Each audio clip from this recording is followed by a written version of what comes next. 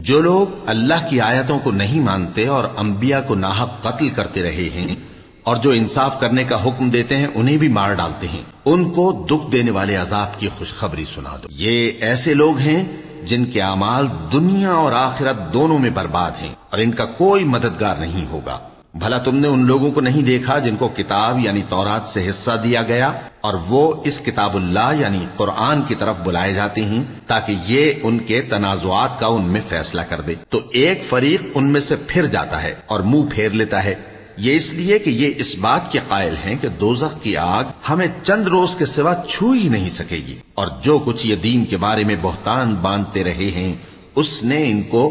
دھوکے میں ڈال رکھا ہے۔ تو اس وقت کیا حال ہوگا جب ہم ان کو جمع کریں گے، یعنی اس روز جس کے آنے میں کچھ بھی شک نہیں، اور ہر نفس اپنے اعمال کا پورا پورا بدلہ پائے گا اور ان پر ظلم نہیں کیا جائے گا۔